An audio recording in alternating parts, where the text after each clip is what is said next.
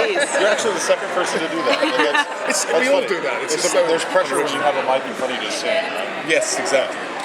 How's everybody? Good. Good. How are you? Good. It's an exciting project to come out here and talk about. Oh man, I can't wait.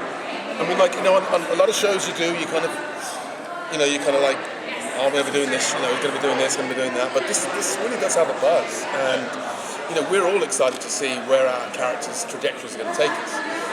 Nothing's set in stone, nothing's firm yet. So, we're just really very excited to get those scripts and start seeing where we're going to go.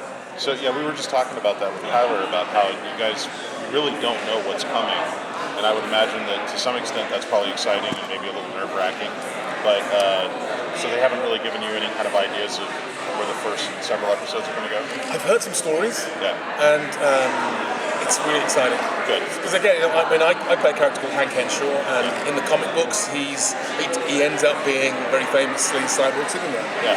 But what's great about the superhero genre, I think, is that it's interpretive. So you can get 5 different Batmans and have 5 different performances. You have 5 different Supermans and have 5 different performances, 5 different stories. And what's going to be great about this is to see how we interpret Hank Henshaw, how Greg and Ali and Sarah and Andrew interpret Hank Henshaw. And from what I'm hearing, it's really, really exciting. Is it going to be like the comics? Because I'm a big fan of that storyline. Well, I did a lot of that research, and I couldn't find a definitive Hank Henshaw storyline. Yeah.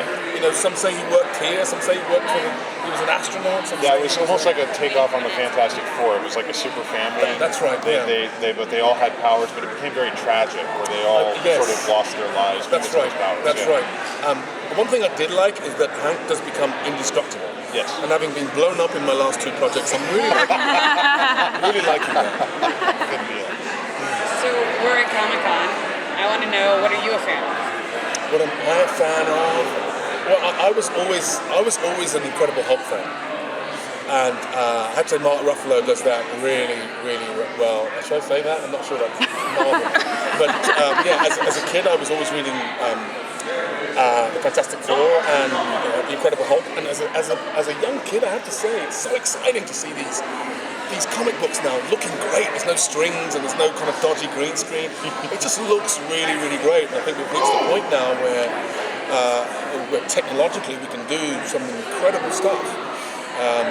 And again, relating this back to Shakespeare, I mean, what's great about these stories is that they're full of these archetypes struggling with personal issues. So despite your superhero strength, you're still dealing with loss, and you're still dealing with revenge, all these things that make things relatable to the audience. So, despite their kind of super aspects, what's great about all these stories is that they're full of human stories. I'm just lucky to be on this project because I'm really excited about it. Are there any villains you'd like to see? Are there any villains? Any villains? I'd like to see. I used to kind of like the Silver Surfer. As a character, I always thought he was kind of cool. So maybe him. Who was the big guy?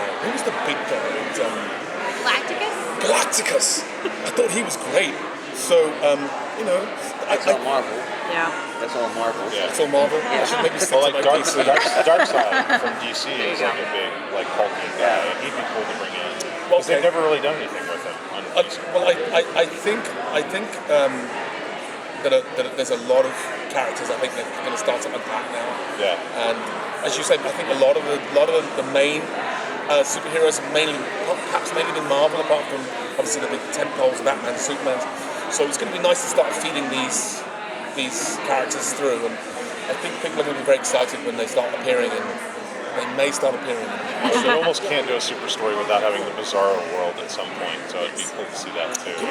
Yeah. Well, write in. I should encourage people to write in and say, how about this guy? How about that guy?